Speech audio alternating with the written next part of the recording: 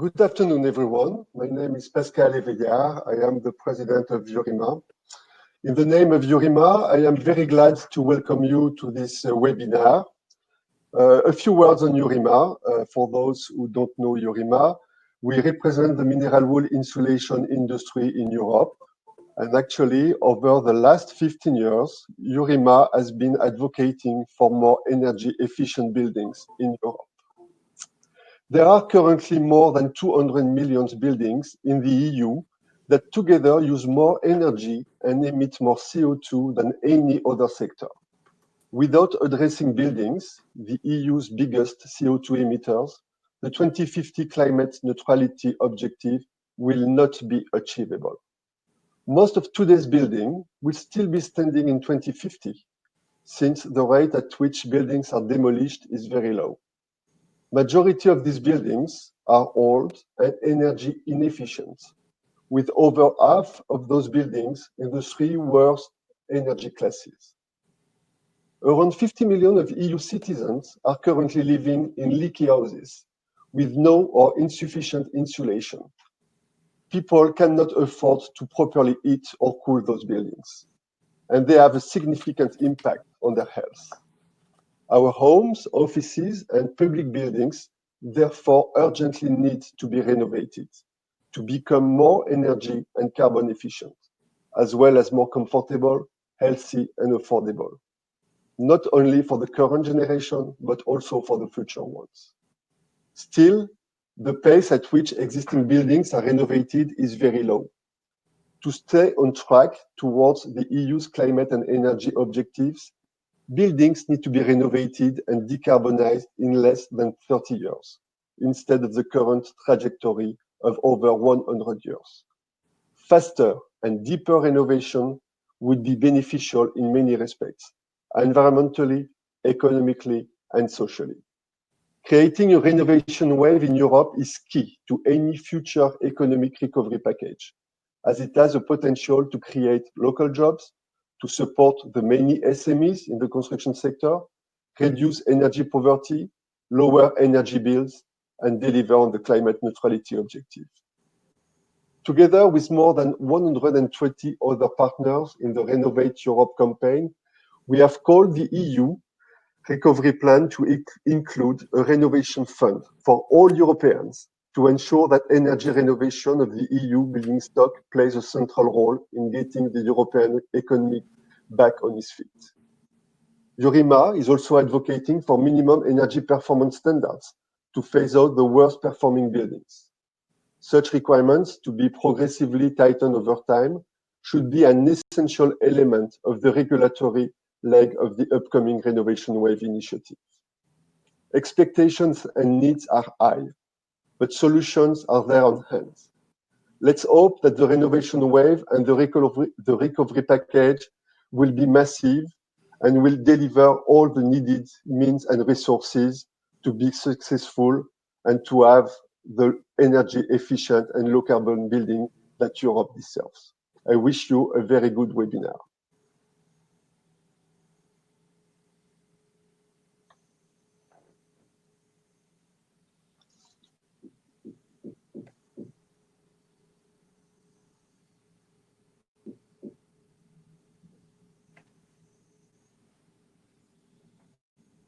Resetter.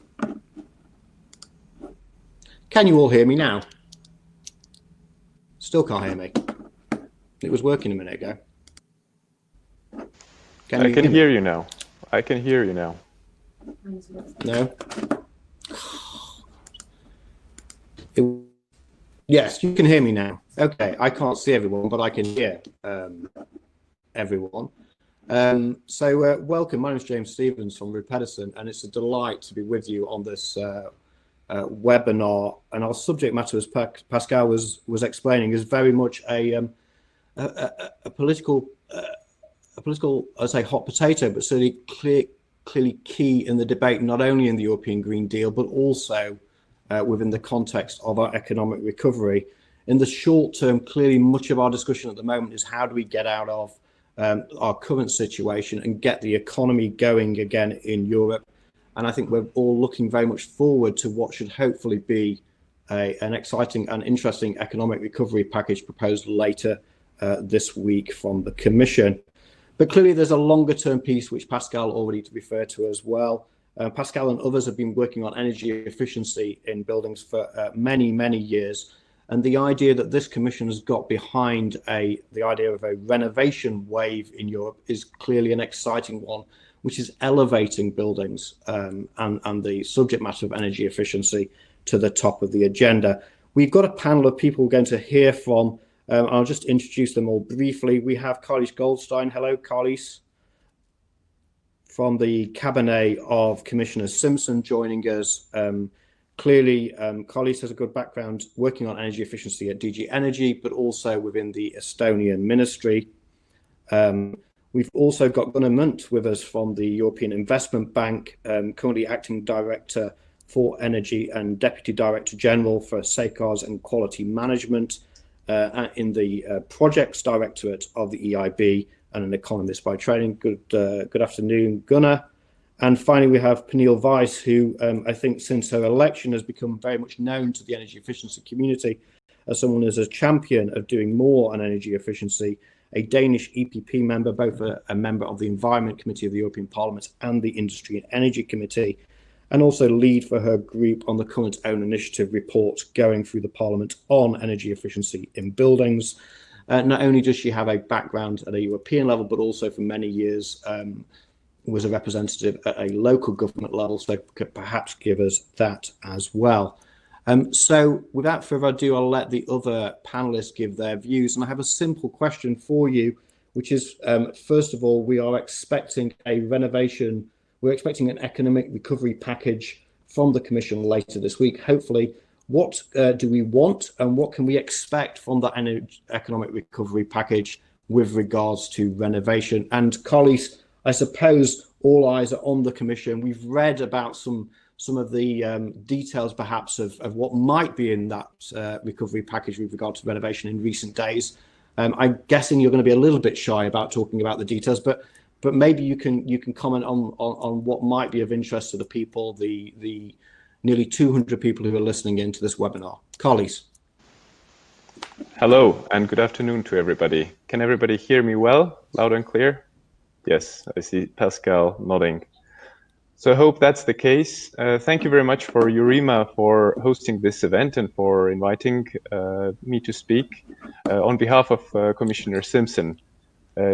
Precisely because of this, because of the all hands on deck for recovery, unfortunately, she wasn't able to appear, but I'm going to try and do my best to stand in and to answer to your questions. So over the course of the more than 10 years that I've spent in Brussels, I've never seen something like this going on. The focus on energy efficiency is just very unique. I mean, you can see different political backgrounds of people, different administrative levels, all joining up behind the renovation flag. And this is quite unique. I started off I think I can see Pernille can't hear me. Can you hear me? I can hear you. Okay. Pernille can't hear you, but I can hear you. All right. I'm checking with my friends. Can we hear? We can hear. You can. Okay, that's good. I'll continue then.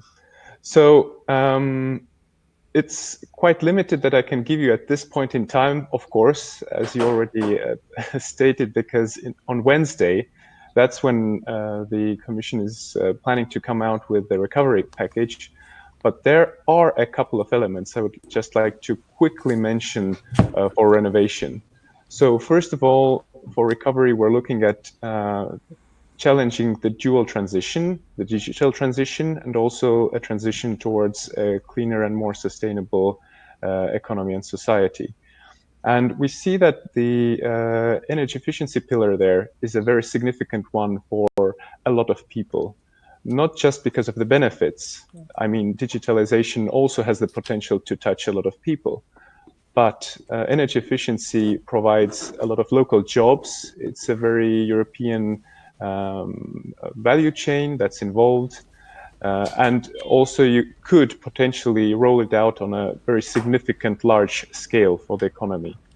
So quite briefly, I mean, among the many other things that the recovery package is going to focus on, and which might be in the portfolios of other commissioners, the renovation wave comes as a big flagship initiative with the objective to bring healthier homes and also public buildings to the market. The focus there will have to be on fast aggregation and building up project pipelines, because we're really in the beginning of creating a bigger renovation wave. So you might ask how to do this. Of course, we will have to look at different strands of financing.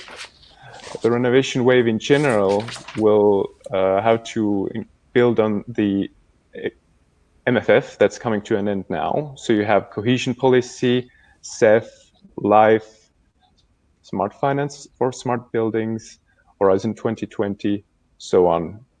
But we'll also look at continuing and possibly building up something new for the next MFF.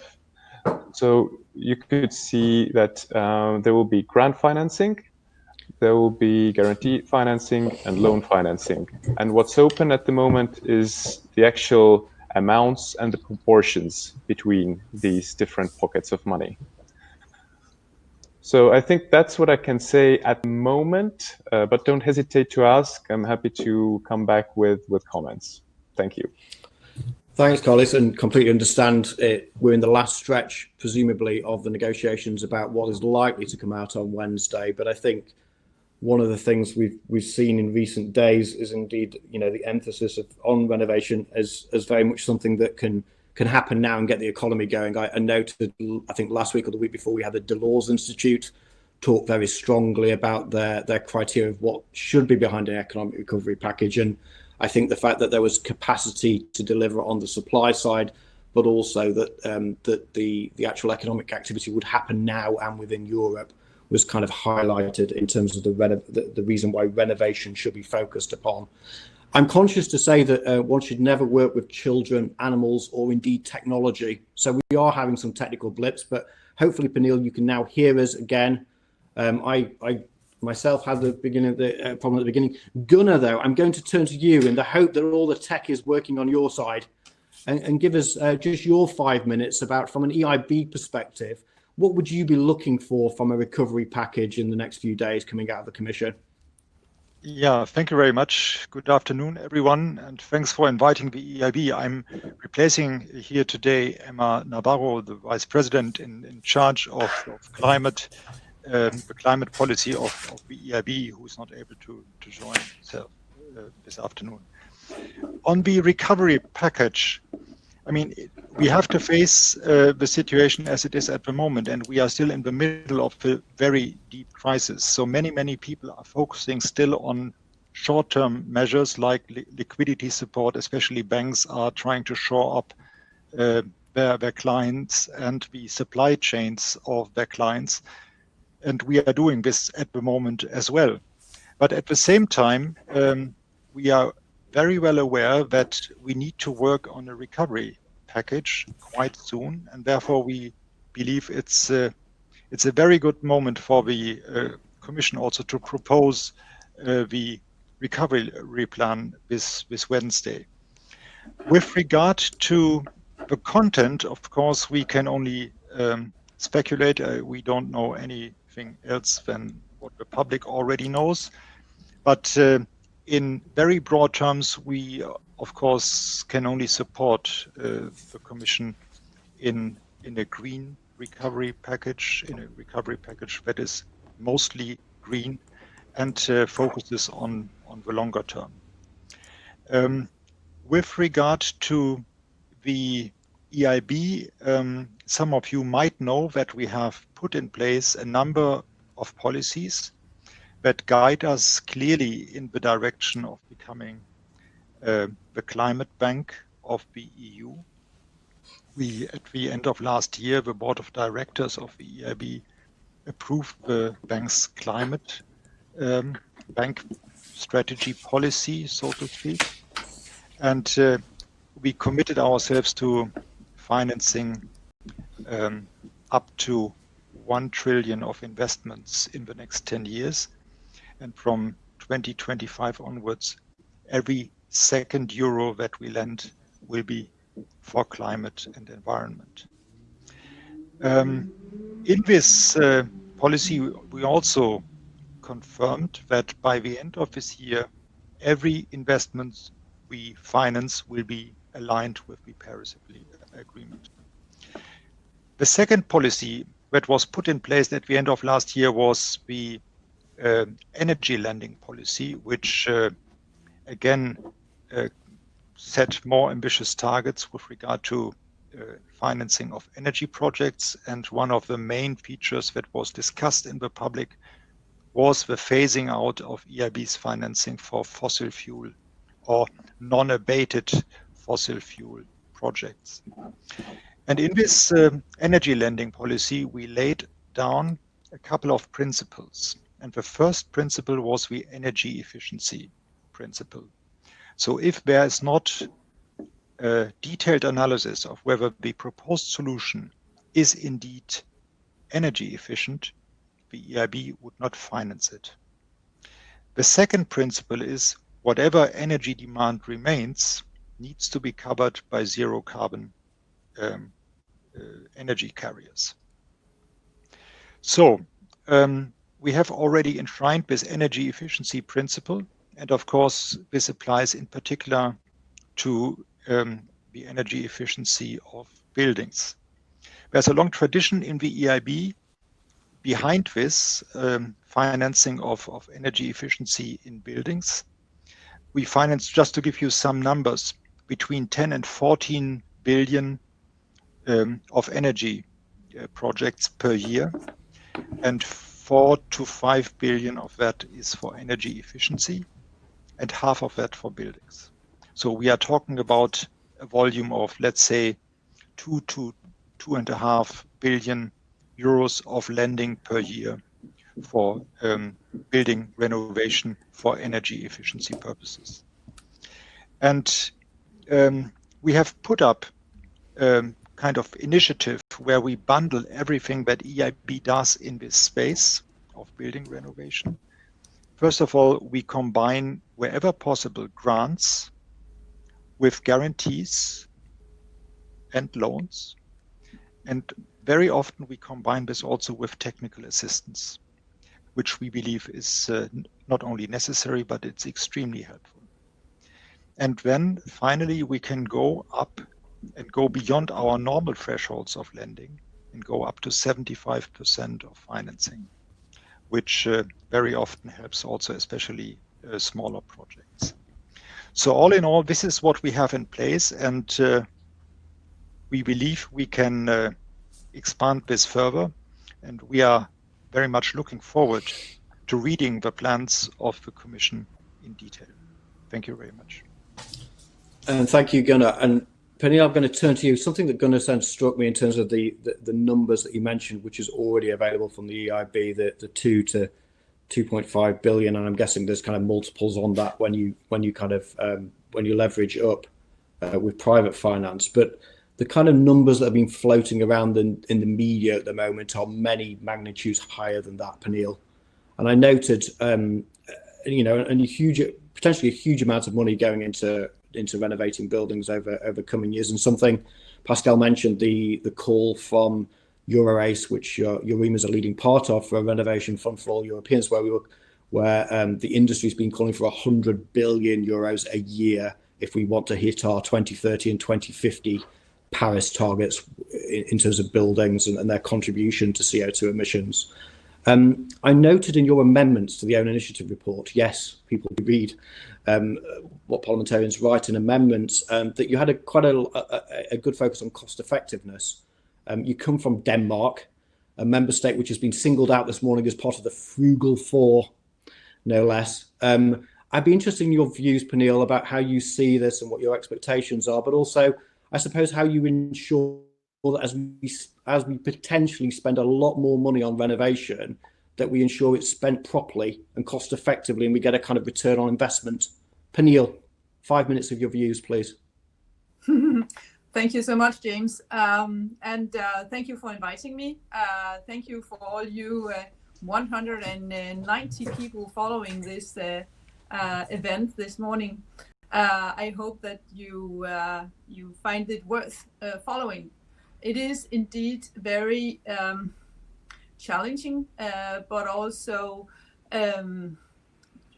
times of a lot of chances to really create an environment in the EU where we stands out as the role model worldwide on how to do energy efficiency in the efforts of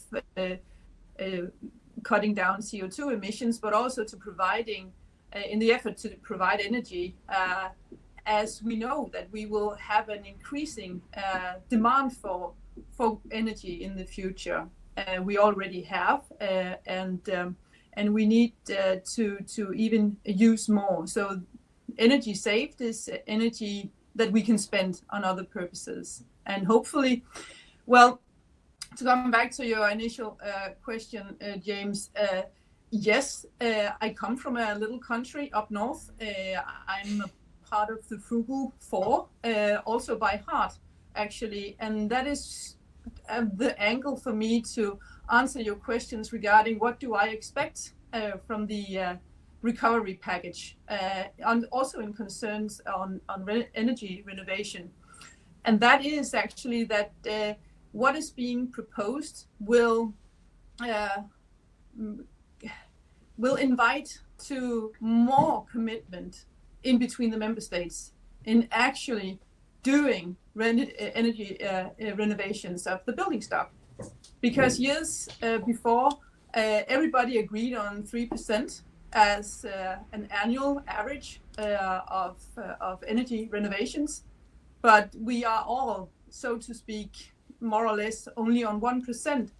And that is because energy renovations of the building stock is not valued or not incorporated or not having the optimum place on the energy savings ladder in the member states. So we need the member states to engage more and to deliver even better on energy efficiency. So I hope that there will be a skeleton of incentives and invitations on how to do that.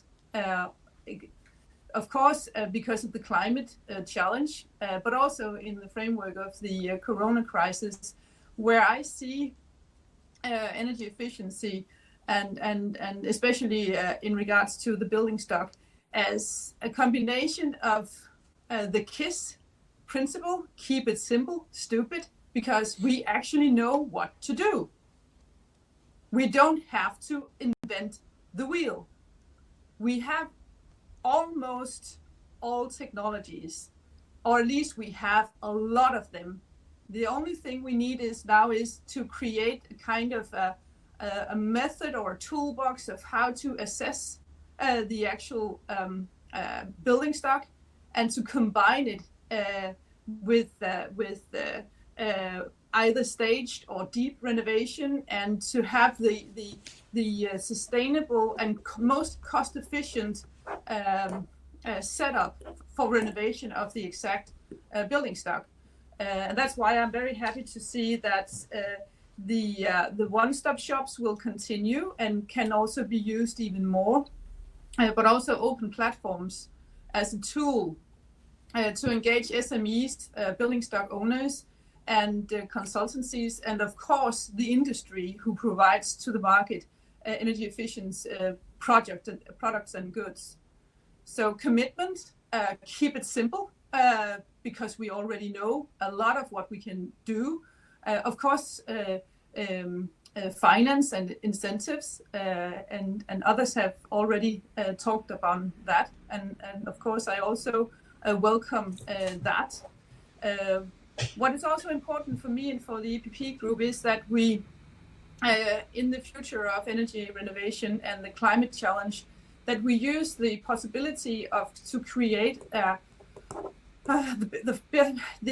better frameworks and to catalyze the competitiveness that is possible for a lot of industries, branches, and SMEs in Europe.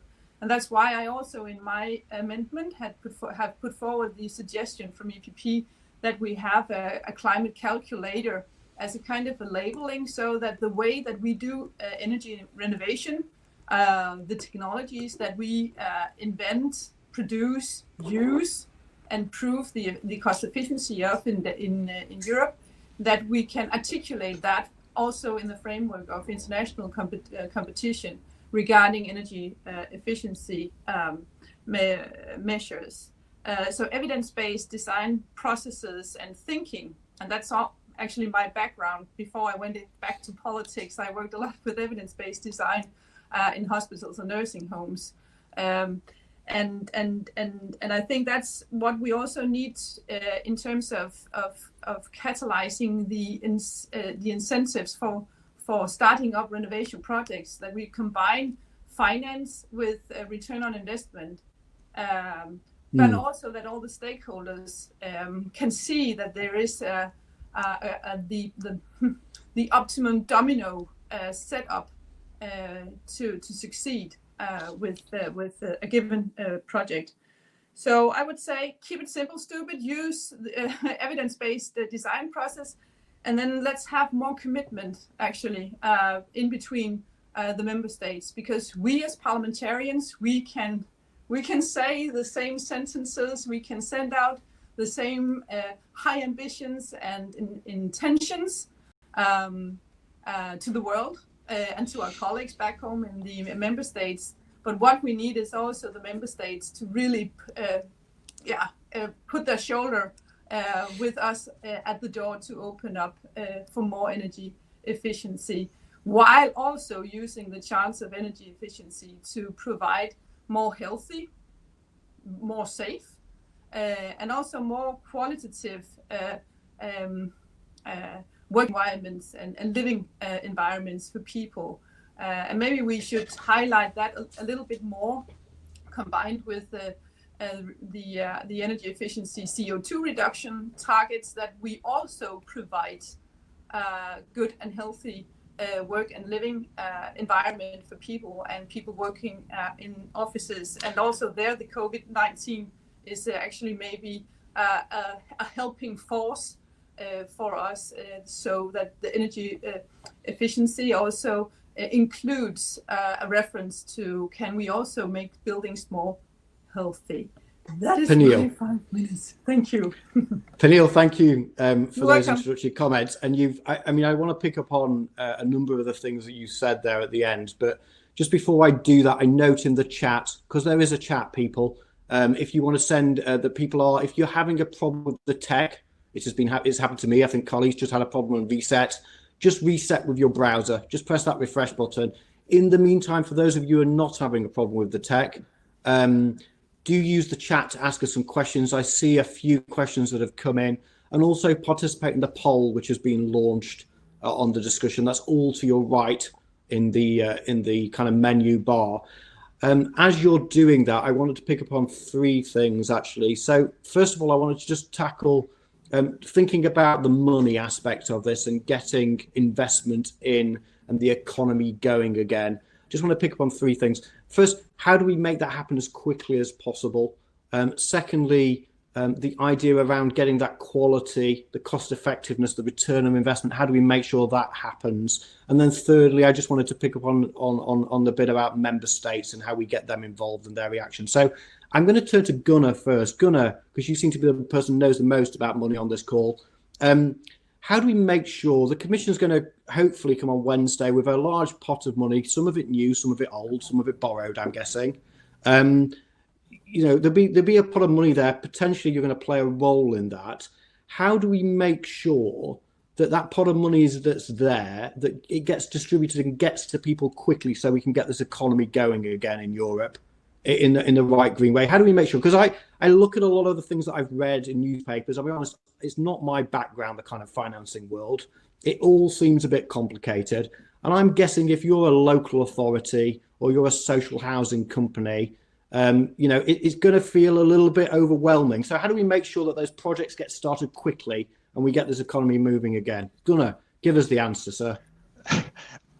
I try my best. I'm sure I won't be able to answer your question, but maybe to start with, I mean, whatever amount of money the Commission is going to propose on Wednesday, it will not be enough to address all the difficulties that we have, including in the renovation space. But of course, we need to make sure that the money is spent wisely. And what we very often see is that there are a large number of good ideas how to spend the money, but bringing the money to the investments and getting the investments off the ground is a particular issue. And it's even more complicated with building renovation because it's very often small scale and fragmented across the EU. So the delivery mechanisms, the channels through which the money reaches investors is important. The promoters of the projects could be housing associations, but often, very often, are individuals. Think of the residential building stock.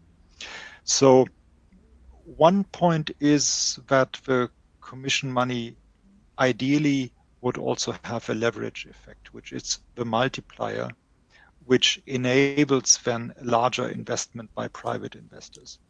This whole renovation wave that is necessary. And by the way, I wanted to say, from our point of view, energy efficiency renovation is very often the most cost-effective way to save CO2 emissions. So it's a very good use of money if it's implemented properly and the quality is okay. But assuming that this is the case, it is by far the best spending, most cost-effective spending that you could have. But how the money reaches the different people is we need to mobilize private investment, private capital here. It cannot be done by public money alone. Public money can only be the incentive and can be an enabler. It can help to accelerate, but it cannot solve the problem. This is, I think, very important to understand. And then I think the proposal that we have heard, a combination of grants, guarantees, loans, and part of the grants could be used for technical assistance. I think it's the combination, this package, that makes a lot of sense.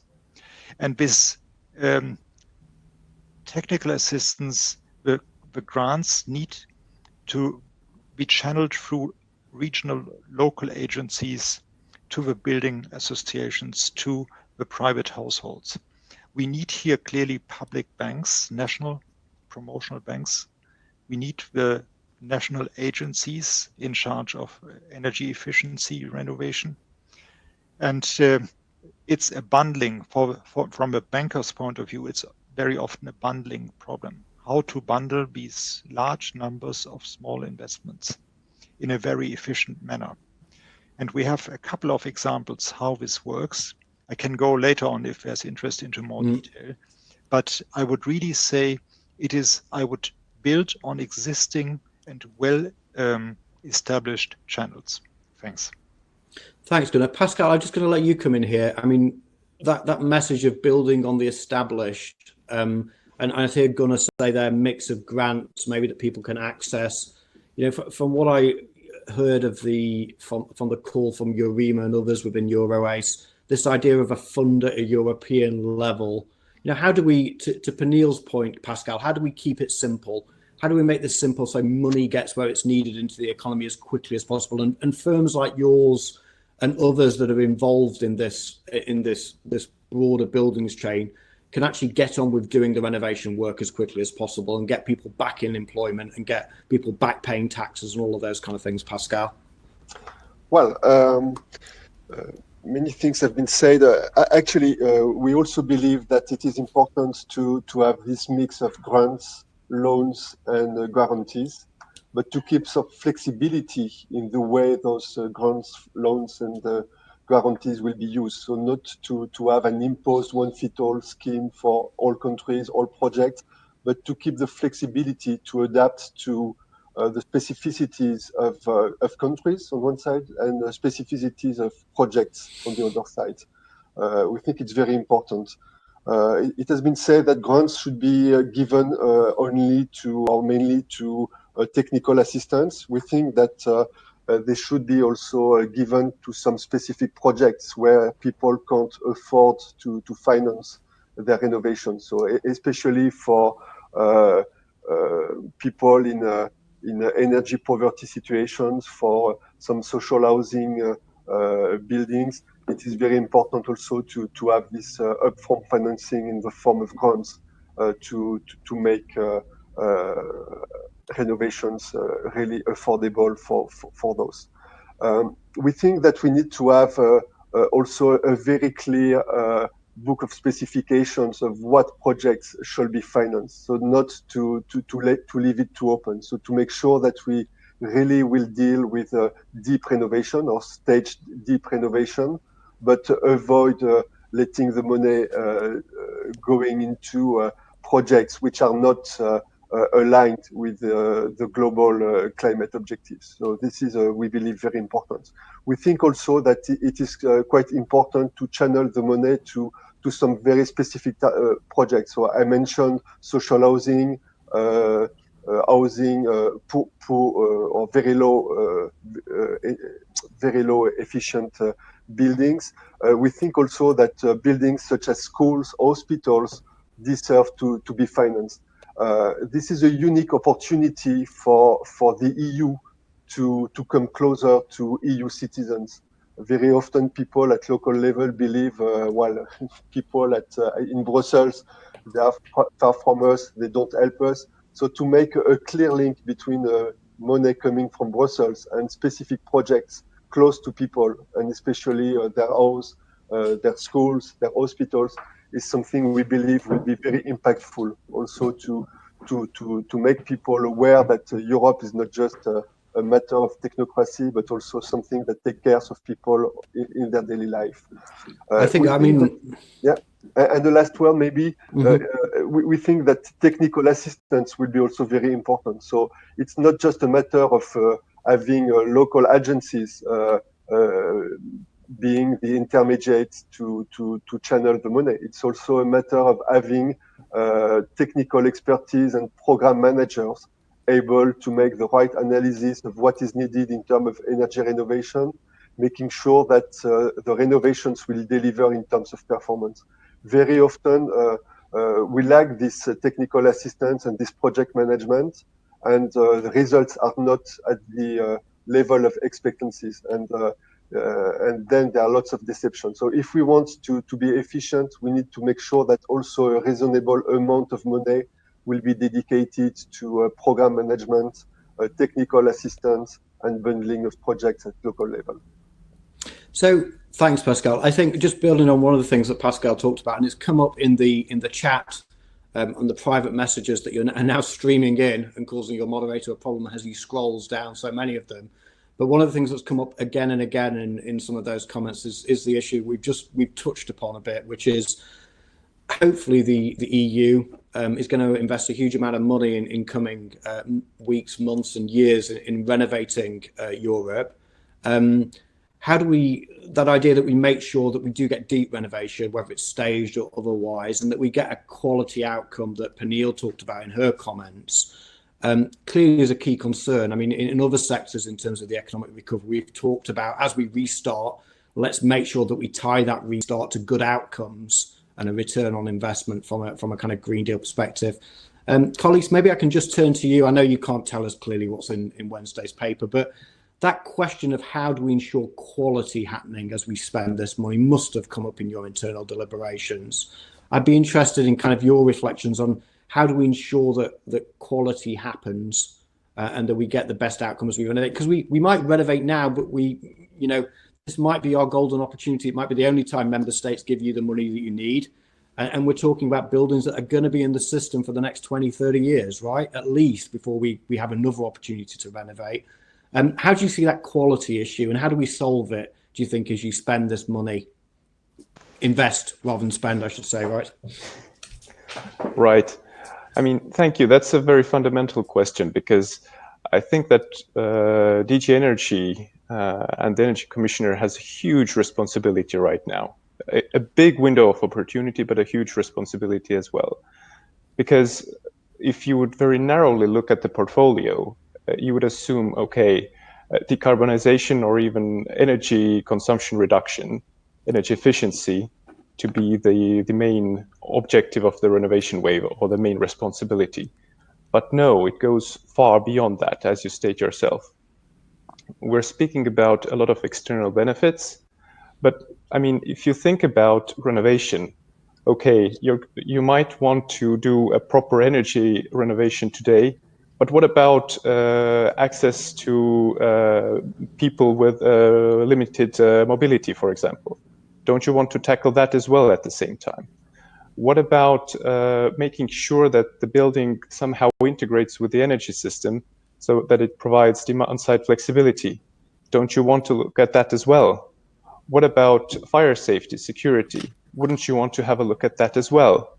Circularity of the production materials, how about that? I mean, I'm just mentioning a couple of headlines. I know that people online, close to 200, might have a lot of other angles to put into the mix. But just to say that the DG has been extremely responsible in carrying out their preparatory work right now with the inter-service groups to try and gather all this input. This is really a very impressive task, I would say. And that's something that we will not solve simply by money, I want to underline, because there also has to be a certain way how to use that money, right? And I think what is another fundamental element when I look at the poll is I see some people say ambition is about right, some not enough, some that it's too low for the recovery plan and renovation. I just say that it's a lot about perception and expectations, because as we have discussed as well, it's not for the EU central public funds alone to provide all the funding for the recovery. It's the seed, as we heard from the EIB. We need also member states to contribute, and this is where my Commissioner Simpson has repeatedly been in touch, and of course the DG as well, with the member states for the long-term renovation strategies. We need those because, yes, the Commission is going to provide their part. The Commission can also provide certain regulation. I noticed there was a question about that in the chat as well. We'll see which one exactly, because there will be opportunities that we might look into for the autumn renovation wave, including the Energy Efficiency Directive review. But the question is, what about the private funds? Do we get the markets working? So we really need to see this as one element. And a big part is going to be also how much the member states are going to commit. If we have the long-term renovation strategies, which we right now don't have very many, I believe 6, then that would provide certain investor certainty as well. Plus, then there's the municipal level, right? Because that's the direct ecosystem where the renovations are being carried out. That's somewhere where the Commission is in constant dialogue with the Covenant of Mayors, for example. But again, I think that the different action between the administrative levels is going to provide extremely crucial.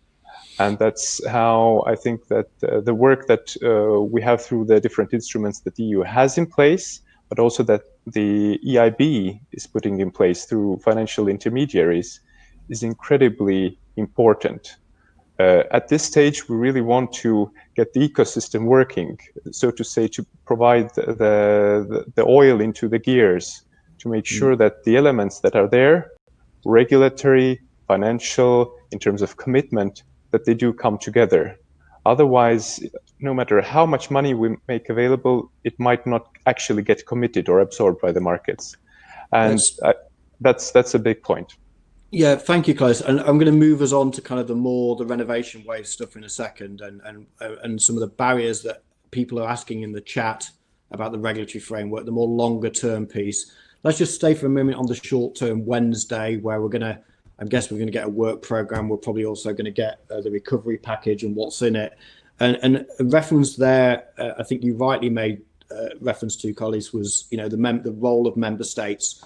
And clearly, member states are having a bit of a discussion as the Commission's planning about what they're willing to live with and not live with. We've seen a kind of non-paper from the Frugal Four this morning. We saw the French and Germans in their paper giving perhaps a more push in the direction of the Commission President and your Commissioner colleagues.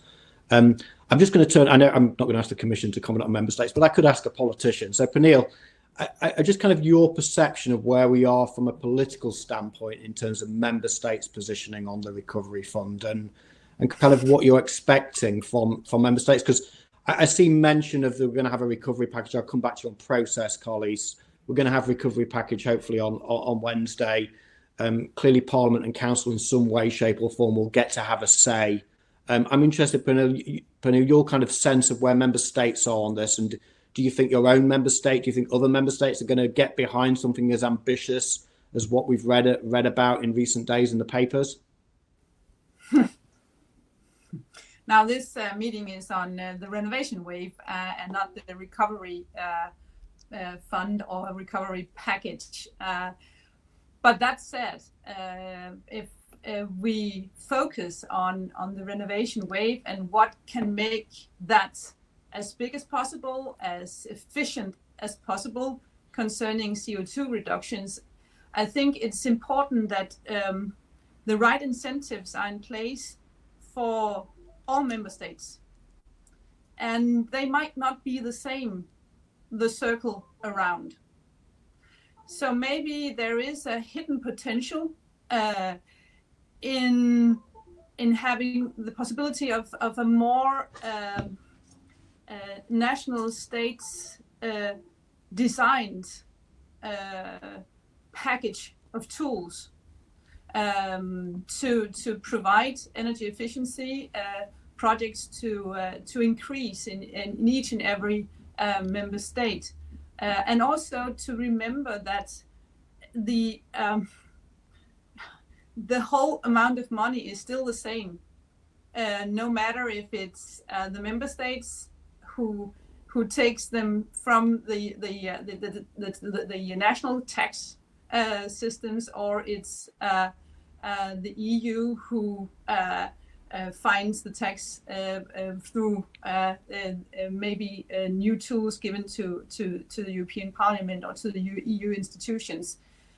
What I think is very important, and that's the logic of the Frugal Four and also of my political party, is that we must never ever damage the core nature and culture of what has made Europe and EU as strong as it is concerning our market value, our strength in the global markets, because, and that's essential for me, but also I think we should talk a little bit more on that when we find a compromise in between different member states and political groups' positions regarding the MFF and the recovery package, that we must not damage the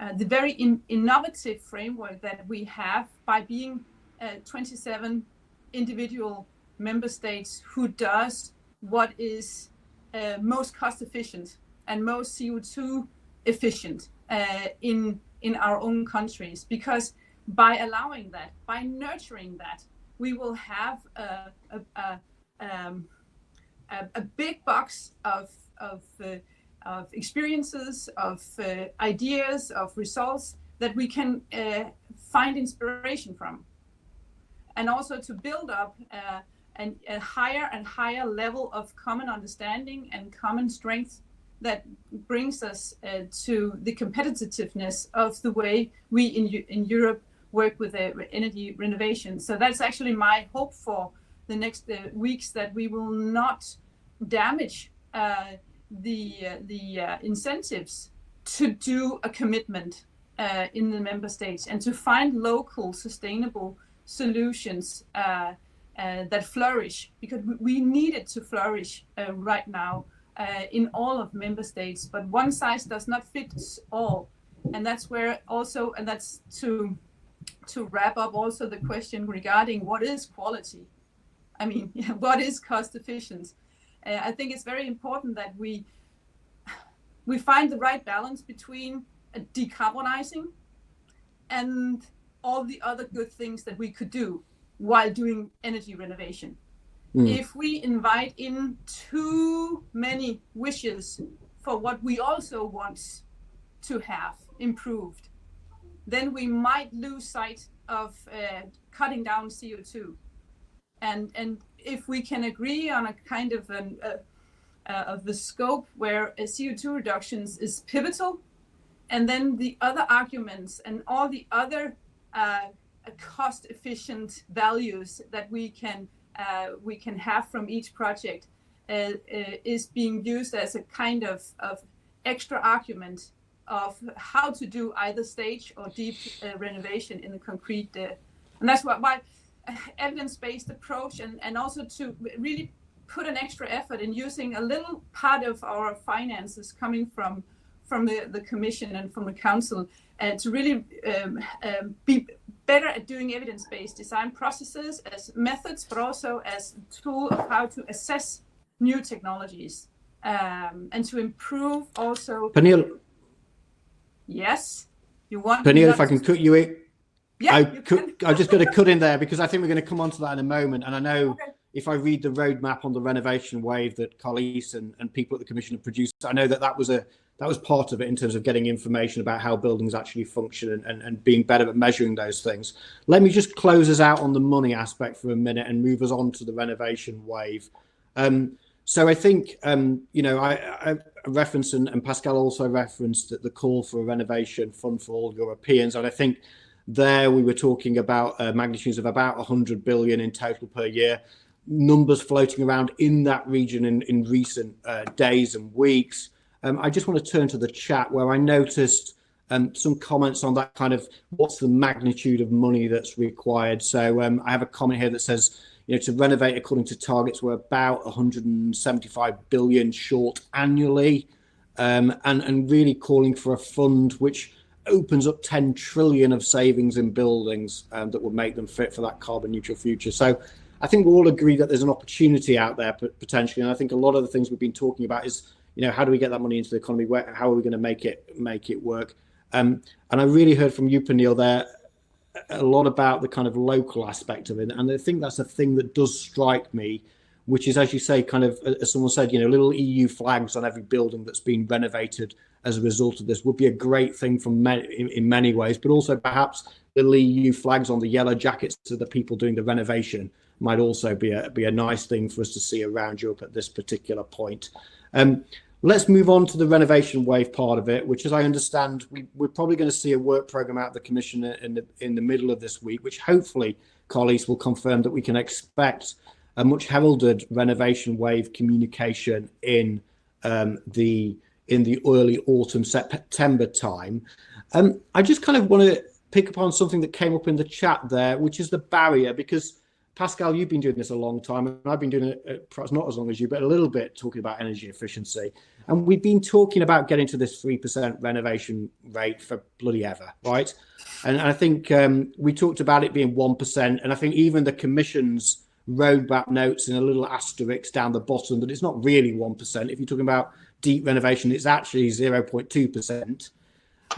Someone in the chat said when we were talking about the most vulnerable, I think we might think, or where we should focus about social housing, has it really worked? Has anyone got any examples? Oh, here we go. Eve said, has renovation of public and social housing ever worked given the bottlenecks in the industry? So I'm kind of interested in those bottlenecks, like what's preventing us? We've had EPBD, we've had EED, we've had national roadmaps, we've chucked all of this stuff at it for God knows how long, right? Unfortunately, Carlise, your commissioner is not the first commissioner to have to try and tackle this problem. We're still trying to tackle it, and it still doesn't seem to have upped the renovation wave. So I'm kind of interested from those on the panel, like, what do we think the problem here is? What's the thing that we haven't done yet that we've talked about the money? Hopefully that's coming. So let's put the money to one side. What are the things that actually need to change? I'm gonna give Pascal the first go, then Gunnar, I'll come to you. Pascal, yes. What's the problem? Well, as you say, they've been advocating for energy efficiency in the building sector since 20 years. So 20 years repeating, it works, we have the solutions, it's cost effective, and it will deliver. So why doesn't it scale up in the end? I think that what we are missing is our minimum mandatory requirements. If we don't put some kinds of requirements for renovations like we have made for new builds, it will not take off. We need to give visibility to buildings owner. We need to give visibility to the different stakeholders of where we want to bring buildings down the curve of CO2 emissions. You mentioned that we have lots of things. So EPBD is mainly dealing with new build and major renovation. You have mentioned long-term renovation strategies. Yes, but those strategies do not make the link with each and every building in the stock. And if you ask people about their building, if they plan to do some energy renovation, very often one question they will ask is it mandatory? And if you say no, they will say, okay, if it's not mandatory, I will not do it. So I think we are at a stage where we should put mandatory requirements to make sure that the worst performing buildings will be out of the market. So we need to start by the worst performing buildings, so the worst classes in terms of EPCs, and send a clear message to the market. If you have not renovated your building before a given date, you will not be able to rent it anymore or to sell it anymore. So we need to have a clear roadmap given to each and every building. And once you will have that, you will see that all stakeholders will align. It will give indication for investors. It will give indication for manufacturers. It will give indications as well to the owners. So we very much believe, and this is one key ask by Jorima for the Renovation Wave initiative in September, that it's time to develop such minimum requirements to take out of the stock the worst performing buildings. And those requirements will have to be tightened over time so that little by little we will improve the energy performance of the whole building stock. Okay, thanks, Pascal. Pernille, I was going to go to Gunnar, but actually maybe Pernille, I'll just turn to you first. Gunnar, I'm going to come back to you on, is there a need to aggregate projects and those kind of things? How do we, the Commission talked about industrialization of renovation, but before I do that, Pernille, just your reflection on what we've just heard from Pascal and the Jorima kind of position. I noted in some of your amendments a kind of reluctance to targets and those kind of things. But how does the kind of minimum standards grab you? Is that something you think the Parliament can get behind? You're writing you're doing an own initiative report. I'm guessing that's coming up. I think it's in the draftsman's own initiative report, right? How is the Parliament lining up behind minimum standards? Well, we have our first shadow on Friday, so I will know more about the positions regarding that. But of course, just to reply on what has been said, that of course there are minimum requirements and the obligatory recommendations or obligatory targets to reach, and that's also a part of the incentives that maybe can be combined with the finance packages that can be made for different kinds of building stocks, of typologies, and I'm open to that, of course, whatever works in the given context. And that's why it's so important for me that we do not make one size fits all, but we really make something that is innovative and intriguing and leaves no argument stronger than the argument of doing decarbonization of the building stock, because it is really the best way to reach the 2030 and 2050 target, and also to engage the citizens, the local communities in the climate change and also the development of new jobs after the corona crisis. And again, we actually do have all necessary technologies in hand. We just need to make the right equation in different typologies and in different region scopes. Okay. Pascal, maybe I just bring you back in on that because that flexibility that's required at member state level, and it's in the chat as well, building structures differ depending on member states. Like, how do you factor that into a kind of minimum standards approach if you've got a different kind of building stock and different kind of buildings around the place? Well, I think it's very true. We need to keep flexibility and to have those requirements adapted by typologies of buildings and also by countries. But it's like for new builds, you had in the EPBD, it was about NZEB, nearly zero energy buildings. And the definition of NZEB was given at local level. And you have very different definitions according to the country. So the same for the renovation minimum requirements. I think this has to be defined in why not in a revised EPBD, but implemented at local level to be very close to the local reality of the building stock. And it's very true that you need to have it adapted also by building types. There is no one-fit-all scheme for any kind of building. It needs to be adapted to each and every type of buildings at local level. Okay, and so that leads us on. So people have been asking for bright spots, like where does things work? And clearly, whenever I drive from Belgium to Netherlands, I notice the roads are always better on the other side of that border.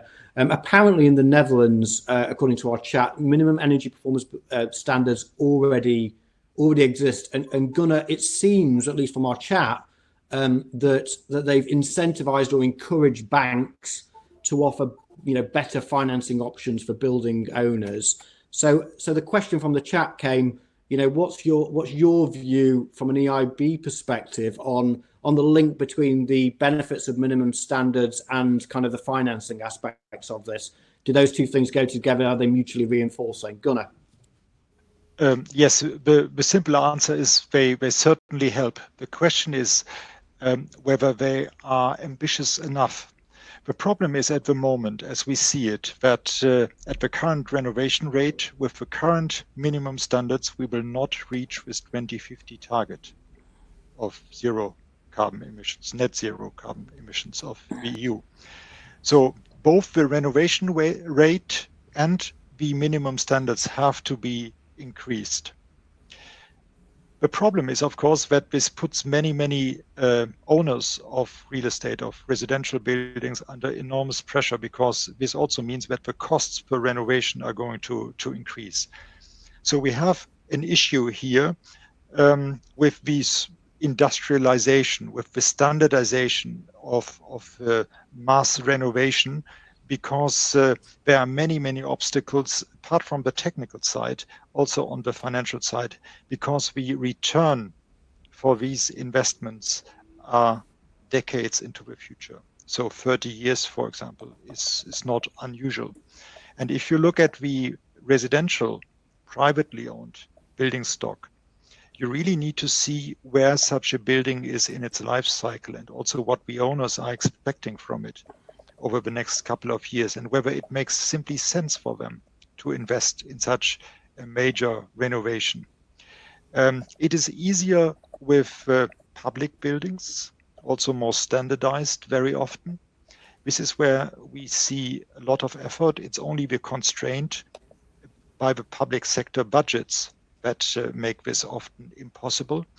Commercial real estate, on the other hand, is maybe the kind of model one could look at more closely. There, of course, we have the big issue, I must say, in certain markets with the increase in rents afterwards. And this is a social acceptance problem then again. And I think here one needs to look very closely at what is covered by the public sector, maybe in the form of grants, and what has to be paid by the tenants of these flats, for example. Something I wanted to get at is with regard to technology. Pernille, you mentioned that. I think we should also not exclude that there will be different technologies in the future, not necessarily in building insulation, but I think buildings also become an important component of the sector coupling. If you think of electricity and the whole thing about storage, thermal storage of energy, buildings will play a major role. And maybe we have to look, not now, but in a couple of years also into this problem. But the main thing I wanted to say is that standardization is absolutely necessary from a financial point of view. Minimum standards are necessary because also for the EIB, below a certain threshold, below a certain minimum standard, we would not finance an investment at all. And for just to be clear, for the EIB, the EU taxonomy is the minimum standard before we accept an investment as a climate investment. So, of course, this would also mean not only today, but also in the future, when these standards are reviewed and probably further tightened, we will adapt as EIB to these standards. And this is then a minimum criterion for an EIB financing. Thanks. Thanks, Gunnar. So I think interesting there about the role of those minimum requirements, both in terms of getting your money, but also in creating perhaps the incentive for people to invest to get the return on investment. Colleagues, I want to turn to you because there was mention there about different building owners. Is it social housing? Is it public authorities? Is it private individuals? When I look at your renovation wave roadmap, there's a clear focus there, and on some of the stuff we've seen in recent days around the recovery package, around social housing, around public buildings, hospitals, schools. I just want to get under the skin of the thinking of that. I mean, one of the things that you also talk about in your renovation roadmap is aggregation, is the need to aggregate products generally and industrialize this process of renovation. Can you just give us a kind of essence of your thinking around the aggregation problem? Peniel and colleagues are talking about district approaches and community approaches. It seems we all kind of have got behind this idea that we need to find a way of scaling through aggregating buildings. What's the challenge there, and how are you thinking about overcoming? What are the questions you have? Well, first, thanks for making the reference to the roadmap. May I remind to the people, because I don't think it was explicitly mentioned, that it's up for public consultation, and there will be an open public consultation web-page also coming shortly on what the renovation wave in the autumn could look like and what it should focus on. So please, if you're interested in the topic, do let us know.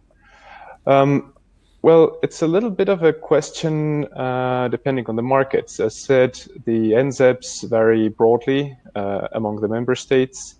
And the question then is, how do you make the system work? And I think that in our preliminary discussions, we're going to have to cater for different approaches for aggregation. So when we, for example, make available technical support or financing or advice, then this aggregation can come from different types of parties.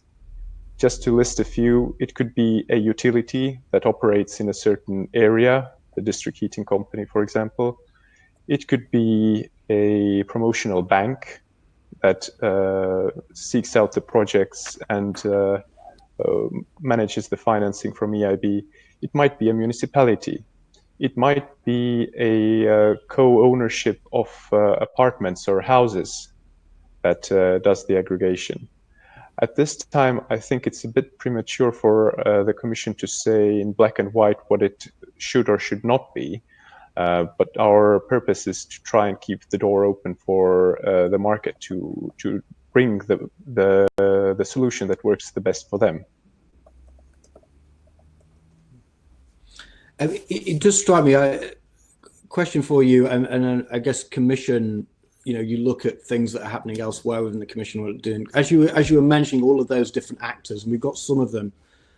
Some of the actors on the phone now, I'm guessing, also following us online. The multiplicity of actors in this domain is just huge, right? And I'm just looking at different colleagues, different options out there, and projects you have. How much consideration has been, for example, given to some kind of public-private partnership like the Batteries Alliance idea mean, you see that in other kind of strategic sectors. And it seems to me that what we've heard in recent weeks and months from your commissioner and from vice presidents and others is that renovation is seemingly, and buildings are a strategic sector almost at the moment. So could you envisage battery alliance kind of solutions? Is that what's required to bring all these people together and implement this big thing? I think it's a very nice idea in principle. And in my own private thoughts, that might have occurred to me. But the question is, who could be included and who would be excluded from that discussion then? Because I do agree that construction, without any doubt, is a very important strategic sector for Europe. Then if we zoom into renovation and, for example, exclude new builds for some reason, the picture slightly changes. And if we factor in industry, municipalities, public authorities, because they are obviously the facilitators, the owners, the construction companies, many of which, and the companies, let's say, involved in renovation in general are SMEs. How do we create a value chain there where nobody feels left out? It's a bit of a challenge. I'm not sure I have a good answer for that question right now, how to do it. But as a principle, if it was a more unified sector, it would be way easier. But I see the challenges.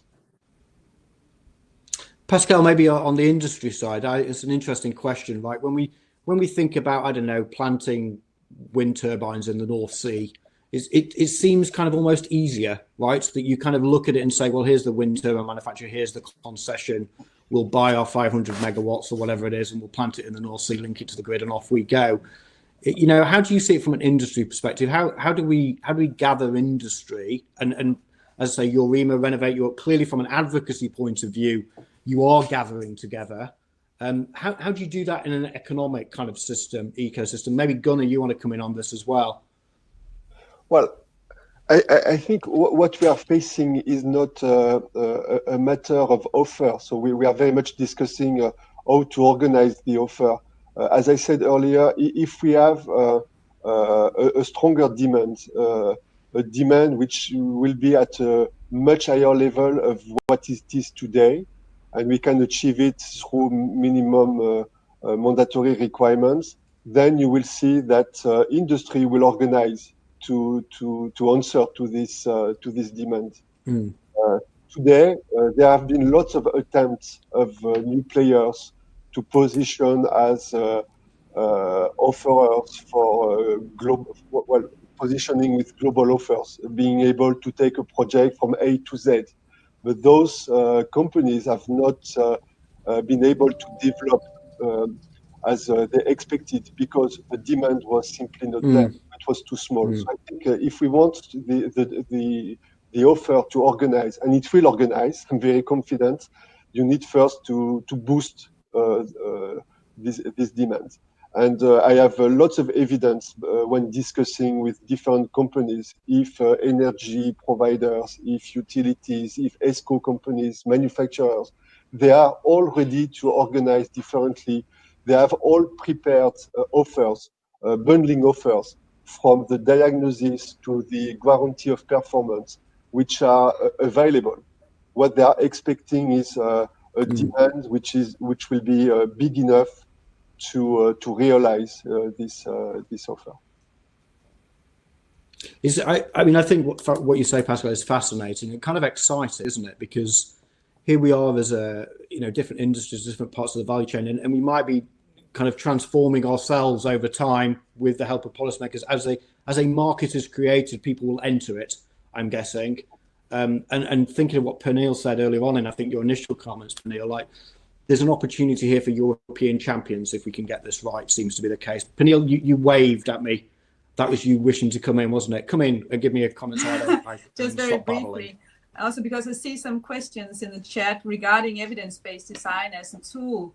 And I really hope that we can open up that box of possibilities also to describe different kinds of process tools and organization models that reflects both national differences, but also regional and typology differences in between the member states and projects. Because sometimes we think that we are very little alike each other, but we still have the same hope to do renovation efficiency, to cut down CO2 emissions. That's what the voters is expecting from us. That's what the industry is giving us the opportunity to do with all the tools and goods that they have. But we need a more visible and more intriguing living library of models and experiences and best practices that can encourage us to take part in a big renovation, maybe a deep renovation project, or a stage which is also a very difficult organization to have the grab around. And I think it's very important that we understand that evidence-based design methods is actually a tool of doing things more visibly, but also to focus on what are the end goals that we would like to reach. And how do we cut the sausage into relevant dominoes also that can be linked to the different kinds of finance along the way. That is very, very positive.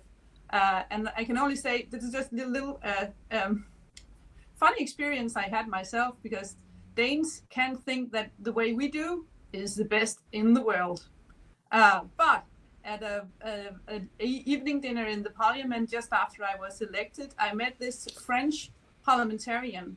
And there are something in France that they're doing on energy efficiency regarding the building stock that is very interesting, where politicians are looking over colleagues' shoulders and actually being a kind of a renovation ombudsman that can push for more speed, and also to help organizations to come over challenges, and maybe also be the cross-pollinator in between different projects in the overall aim of just to perform energy efficiency even better. I think we should do much more regarding to learn from each other and inspire each other. Thank you. I can only agree with that. That's brilliant. And I just want to bring, just before the last round, because we are approaching the end, Gunnar, I just want to allow you to come in on any of that. We heard talk about evidence-based and need to look at that. I'm guessing that fits into some of your technical assistance, that knowledge creation, the kind of things that you're doing. But anything you want to come in on, Gunnar, in the last few minutes? Very briefly, I mean, coming back to this idea, do we need another battery alliance? Do we need another battery alliance for renovation? I think it won't make sense in this case, because the problem ahead of us is different. The structure, the complexity is different. Okay. What is needed from my point of view is flexibility in the instruments, because there are not two projects that are exactly the same. Yeah, this is very much case specific. It's local. It's the regulation around it in the municipality where it's located, and this is where we need to adapt and tailor-make the solution. Thanks.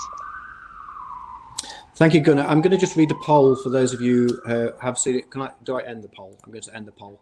The poll question was, what should be the number one priority action in any renovation wave communication? 4% of you said set a binding target for energy efficiency at an EU level. 20% of you said set binding targets upon member states, unfortunately, Pernille. Minimum performance standards, I know you're against that, your amendments. The 48% said the minimum performance standards for buildings idea wins out. We didn't touch upon ETS, but not a lot of people agreeing that we should include ETS in, we should include buildings in the ETS, although I did note again in that roadmap that colleagues encourage you to give comments upon, I think until the beginning of June. The use of ETS revenues was mentioned as a possibility, if I'm not mistaken. But here we're saying inclusion only 4%, and then increased funding 22%. I'm going to just end us there by asking each of the panelists in our last 9 minutes.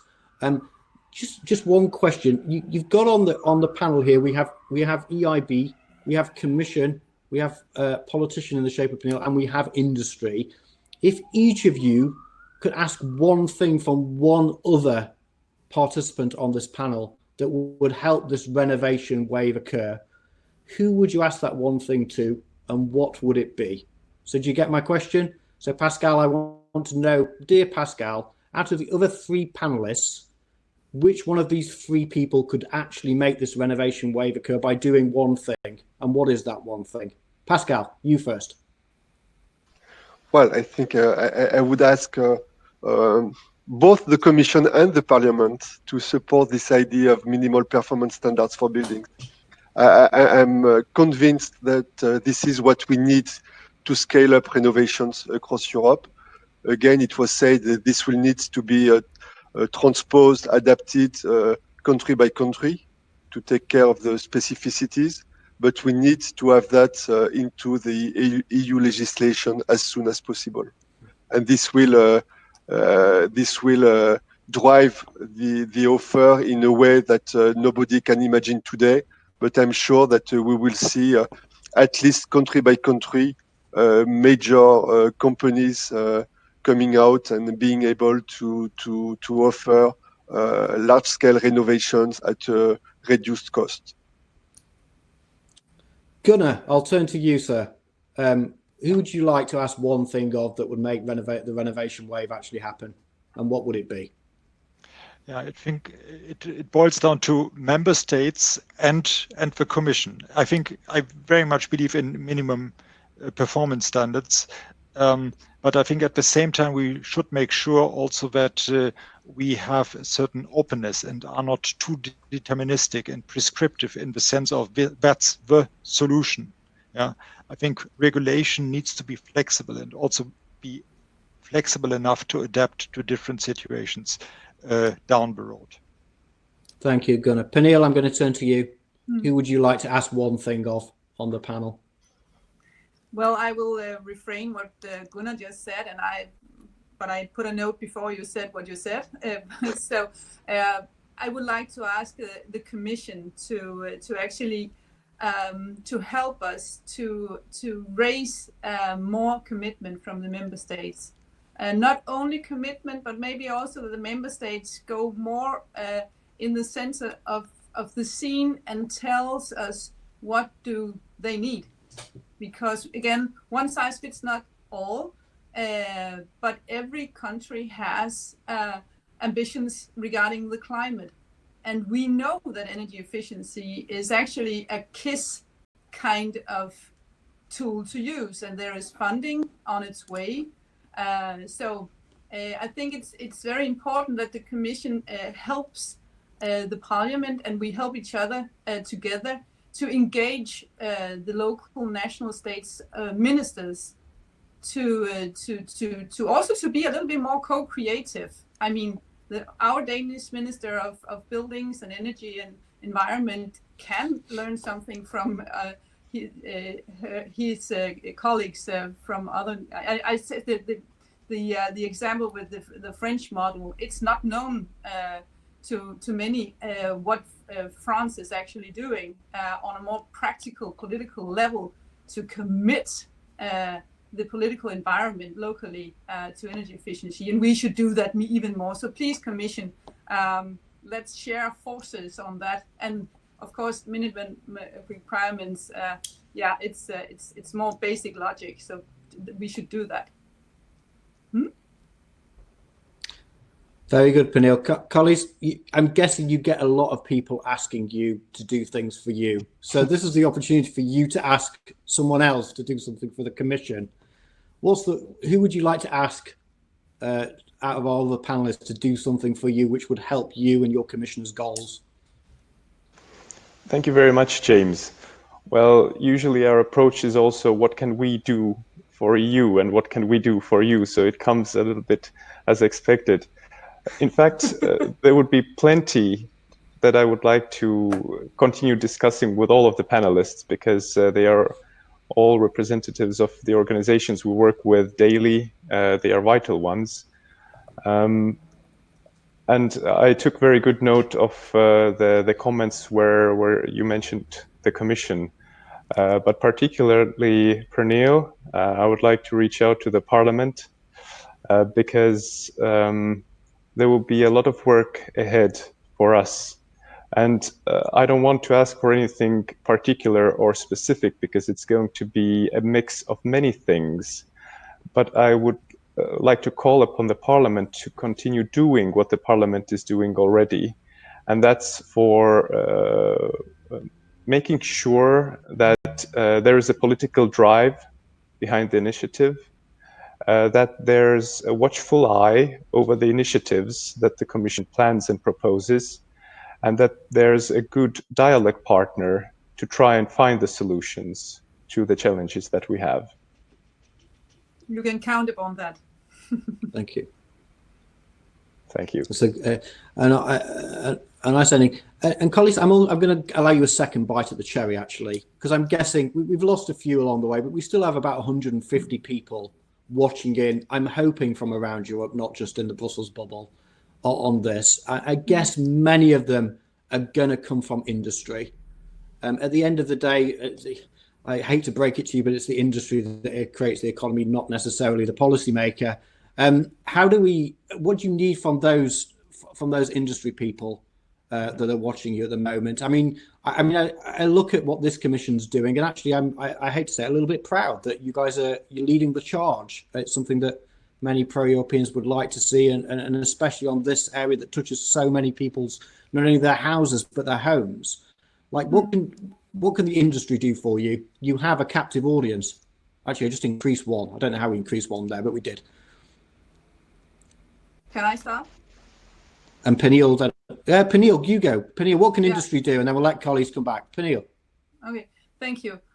Well, I come from the building industry myself. I've been having my own company in 12 years doing consultancy in buildings.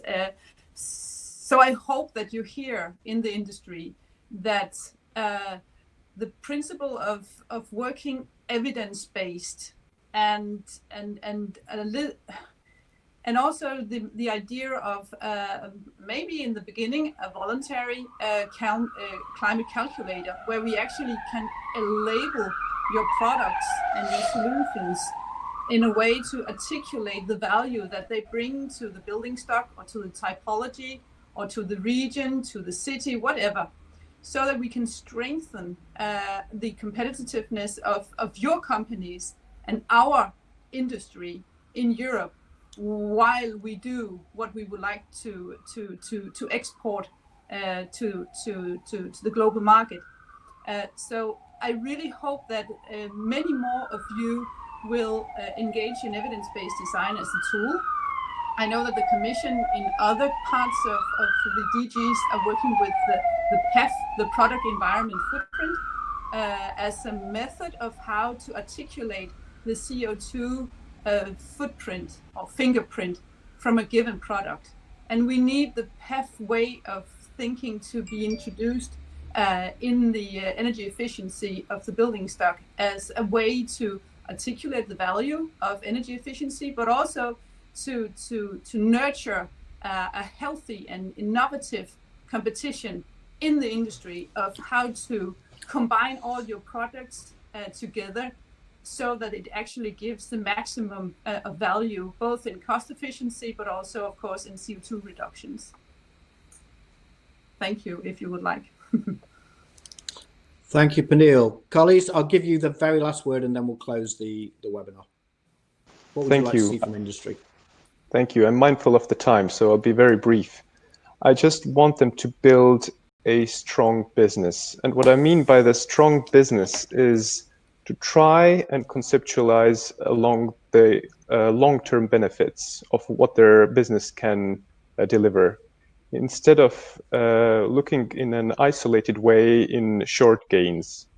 I mean, there will be always markets and market space for all kinds of solutions, including the ones that find loopholes through regulation and quick ways out.